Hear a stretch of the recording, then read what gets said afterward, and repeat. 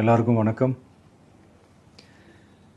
இந்திய அரசியல் சாசனம் நம்ம தமிழ்நாட்டில் இருக்கிற எல்லாருக்குமே கொடுத்துருக்கிற உரிமையில் ரொம்ப ரொம்ப முக்கியமானது ஓட்டிங் ரைட், வாக்குரிமை.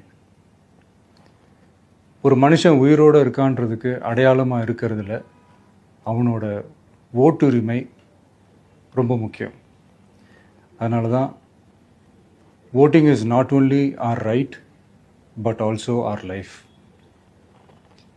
ஒரு முக்கியமான விஷயத்தை பற்றி இப்போ நான் உங்ககிட்ட ஷேர் பண்ண போகிறேன். இது நான் ஃபஸ்ட்டு கேள்விப்பட்ட உடனே எனக்கே ரொம்ப ஷாக்கிங்காக தான் இருந்தது. இப்போ நான் பேசிகிட்டு இருக்கிற இந்த நேரத்தில் தமிழ்நாட்டில் இருக்கிற நம்ம யாருக்குமே ஓட்டு போடுற உரிமையே இல்லைன்னு சொன்னால் நம்புவீங்களா? நீங்கள் உட்பட யாருக்குமே அது இல்லை. நான் பயமுறுத்துறேன்னு நினைக்காதீங்க, அதுதான் நிஜமும் கூட. கொஞ்சம் ஏமாந்தால் நம்மளை மாதிரியே இன்னும் லட்சக்கணக்கான பேருக்கும் இதே நிலைமை தான். ஓட்டு போடுற அந்த உரிமையே இல்லாத மாதிரி ஒரு நிலைமை வந்தாலும் வரலாம். இதுக்கு மெயின் ரீசன் அந்த எஸ்ஐஆர், ஸ்பெஷல் இன்டென்சிவ் ரிவிஷன், சிறப்பு தீவிர திருத்தம். இப்போது இந்த எஸ்ஐஆர் நம்ம தமிழ்நாட்டில் எப்படி ஒர்க் ஆக போகுது? கடந்த ஜனவரி மாதம் எடுத்த அந்த கணக்கெடுப்பில் 6,36,00,000 வாக்காளர்கள் நம்ம தமிழ்நாட்டில் இருக்கிறாங்க. ஆனால் அவங்க யாருக்குமே இந்த ஓட்டு போடுற உரிமையே இல்லை. அந்த பிஎல்ஓன்னு சொல்லுவாங்க, பூத் லெவல் ஆஃபீஸர்ஸ், வாக்குச்சாவடி நிலை அலுவலர். அவங்க தான் வீடு வீடாக போய் அந்த ஃபார்மை கொடுப்பாங்க. அதை நம்ம ஃபில்அப் பண்ணி கொடுக்கணும்.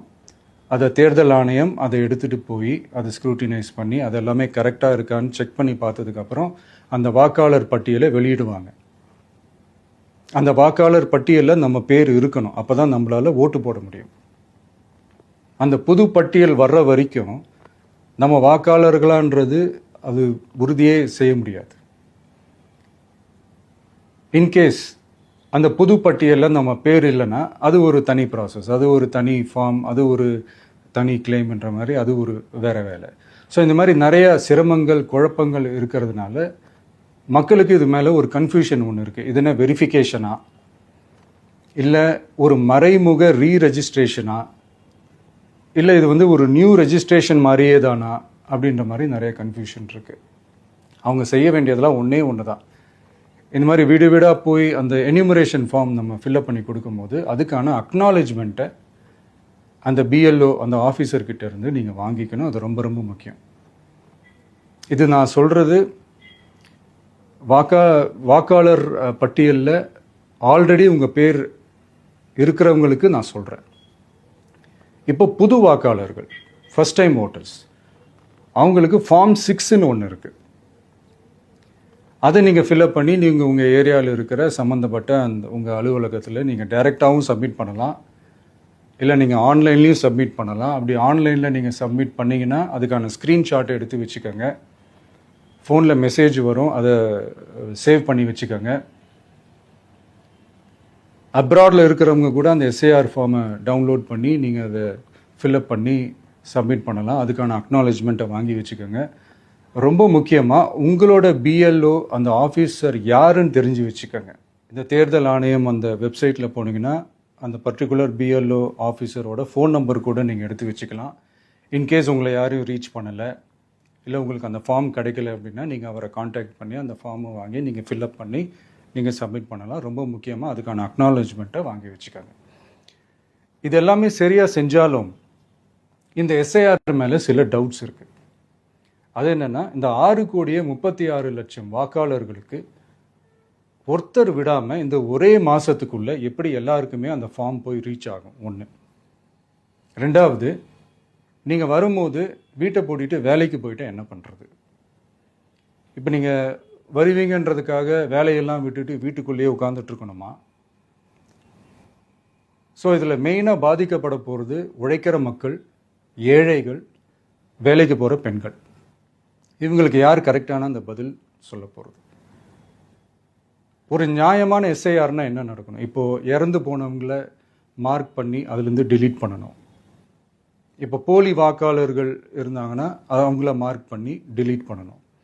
இப்போ ஆல்ரெடி ஓட்டு இருக்கிறவங்களுக்கு எதுக்கு இந்த ரெஜிஸ்ட்ரேஷன் என்ற பேரில் இவ்வளவு குழப்பங்கள் அப்படின்றது தான் எங்கள் கேள்வி. இப்போ புதுசாக வர வாக்காளர்களையோ இல்லை ஓட்டு இல்லாதவங்களையோ சேர்த்தா பத்தாதா? இப்போ ரீசெண்டாக நடந்த இப்போ எலெக்ஷன் 2021, 24 எப்படி எல்லாருமே ஓட்டு போட்டோம்? அதில் ஓட்டு போட்டவங்க கூட இப்போ புதுசாக ரெஜிஸ்டர் பண்ணணும்னா அது ஏன் அந்த கன்ஃபியூஷன் அப்படின்றத நாங்கள் கேட்குறோம். அதனால தான் நாங்கள் எஸ்ஐஆரை எதிர்க்கிறோம். இப்போ புதுசாக சில கம்ப்ளைண்ட்ஸ்லாம் வர ஆரம்பிக்குது. அது என்னன்னா முக்கியமாக நம்மளுடைய டிவிகே தோழர்களுக்கு அந்த ஃபார்ம் கிடைக்க மாட்டேங்குது, கொடுக்க மாட்டேன்றாங்க அப்படின்ற சில கம்ப்ளைண்ட்ஸ். இது யார் பண்ணுறாங்க அப்படின்றது நான் தான் சொல்லி தெரிய வேணும்னு ஒன்றும் அவசியம் இல்லை உங்களுக்கு. இப்போ இருக்கிற ஆட்சியாளர்கள் அவங்களுக்கு கைப்பாவையாக இருக்கக்கூடிய சில பேர் வந்து இதை செய்ய ஸ்டார்ட் பண்ணியிருக்கிறாங்க. அதனால் மைடியர் வர்ச்சுவல் வாரியர்ஸ், இதை வந்து சாதாரணமாக எடுத்துக்காதீங்க. இது எல்லாருக்குமே அந்த ஃபார்ம் போய் ரீச் ஆகணும். இதில் ரொம்ப உறுதியாக இருங்க. அதையும் மீறி உங்களுக்கு அந்த ஃபார்ம் கிடைக்கலன்னா இருக்கவே இருக்கும் ஆன்லைன். தேர்தல் ஆணையம் அந்த வெப்சைட்டில் போய் அந்த ஃபார்மை டவுன்லோட் பண்ணி நீங்கள் ஃபில்அப் பண்ணி சப்மிட் பண்ணலாம். உங்கள் வீட்டில் இருக்கிறவங்களுக்கு நீங்கள் செஞ்சு கொடுங்க, பக்கத்து வீட்டில் இருக்கிறவங்களுக்கு செஞ்சு கொடுங்க, தெரிஞ்சவங்களுக்கு, தெரியாதவங்களுக்கு, பழகினவங்களுக்கு, பழகாதவங்களுக்கு எல்லாருக்குமே நீங்கள் தயவு செஞ்சு கொடுங்க. அண்ட் ரொம்ப முக்கியமாக நம்ம ஜென்சி கிட்ஸ், நம்ம ஃபஸ்ட் டைம் ஓட்டர்ஸ், நம்ம புது வாக்காளர்கள், நம்ம நண்பா நண்பிகள், அவங்க ரொம்ப கேர்ஃபுல்லாக இருக்கணும். நான் ஆல்ரெடி சொன்ன மாதிரி உங்களுக்கான ஃபார்ம், அந்த ஃபார்ம் நம்பர் 6, அதை கரெக்டான டீட்டெயில்ஸோட கரெக்டான உங்கள் டாக்குமெண்ட்ஸை வச்சு அதை சப்மிட் பண்ணுங்கள். ஏன்னா வரப்போகிற தேர்தலில் நீங்கள் தான், அந்த ஜென்சி வாக்காளர்கள் தான் மிக முக்கியமான ஒரு ஃபோர்ஸ் அப்படின்றது எல்லாருக்குமே தெரிஞ்ச ஒரு விஷயம். அதனால் உங்களை டிஸ்டர்ப் பண்ணுறதுக்கு, உங்கள் பேரை அதில் இன்க்ளூட் பண்ணாமல் செய்கிறதுக்கு என்னென்ன வேலைகள் செய்யணுமோ, என்னென்ன தில்லுமுள்ளு வேலைகள் செய்யணுமோ எல்லாமே அவங்க செய்வாங்க. இது நமக்கு எல்லா திசையிலையும் எல்லா பிரச்சனைகள் கொடுத்துட்டு தானே இருக்கிறாங்க. அது டிஃபால்ட்டாக நடந்துட்டு தான் இருக்கும், அது ஒன்றும் பண்ண முடியாது. ஸோ அந்த மாதிரி ஓட்டு போடுற விஷயத்துலேயும் அவங்க என்ன உத்தமராக மாறவா போகிறாங்க? இப்போ நான் சில மீட்டிங்ஸ்லலாம் ரிப்பீட்டடாக ஒரு விஷயம் நான் சொல்கிறேன்ல, 2 பேருக்கு நடுவில் தான் போட்டி அப்படின்ட்டு. அது மேடைக்கு மேடை அவங்க அதை ப்ரூவ் பண்ணிகிட்டு இருக்கிறாங்க. அதனால் தோழர்களே, வரப்போகிற தேர்தலில் நம்ம யாருன்னு காட்டணும், நம்ம பலம் என்னன்னு காட்டணும். அதுக்காக அந்த பலமான, அந்த பவர்ஃபுல்லான ஆயுதத்தை நம்ம கையில் எடுக்கணும். அந்த ஆயுதம் வேறு எதுவுமே இல்லை, ஓட்டு, வாக்கு, ஜனநாயகம். அது இருந்தால் தான் நம்ம அந்த வெற்றியை நோக்கியே நம்மளால் பயணிக்க முடியும்.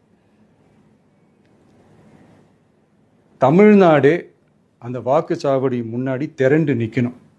அதை பார்த்துட்டு தமிழ்நாடே தமிழக வெற்றி கழகமா, இல்லை தமிழக வெற்றி கழகம் தான் தமிழ்நாடா அப்படின்ற மாதிரி இருக்கணும். வீடுன்னு ஒன்று இருந்தால் தான் ஓடு மாற்ற முடியும்னு அறிஞர் அண்ணா அவர்கள் சொல்லியிருக்கிறாங்க. அந்த மாதிரி ஓட்டுன்னு ஒன்று இருந்தால் தான் இந்த நாட்டையே காப்பாற்ற முடியும். அப்புறம் இன்னொரு முக்கியமான விஷயம், அந்த எனிமரேஷன் ஃபார்ம் நீங்கள் ஆன்லைனில் நீங்கள் ஃபில்அப் பண்ணும்போது அதில் ஒரு சில ப்ராப்ளம்ஸ் வர்றதுக்கு வாய்ப்பு இருக்குது. அது உங்களுடைய ஓட்டர் ஐடியில் இருக்கிற உங்கள் பேரும், ஆதார் கார்டில் இருக்கிற பேரும், அந்த ஸ்பெல்லிங், இனிஷியல்ஸ் எல்லாமே ஒரே மாதிரி இருந்தால் தான் அது அக்செப்ட் ஆகும், இல்லைன்னா அக்செப்ட் ஆகாது. அது கொஞ்சம் கேர்ஃபுல்லாக பண்ணுங்கள். அது கொஞ்சம் யூசர் ஃப்ரெண்ட்லியாக இருக்கலாமேன்னு கேட்டதுக்கு அதெல்லாம் முடியாது, அதுக்கெல்லாம் வாய்ப்பு இல்லை, அதுக்கெல்லாம் ஆளுங்க இல்லை, பண்ண முடியாதுன்னு ரிப்ளை பண்ணிட்டாங்க.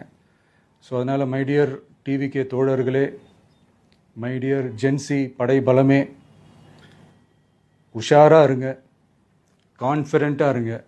நல்லதே நடக்கும், வெற்றி நிச்சயம். மீண்டும் சந்திக்கும் வரை நன்றி, வணக்கம்.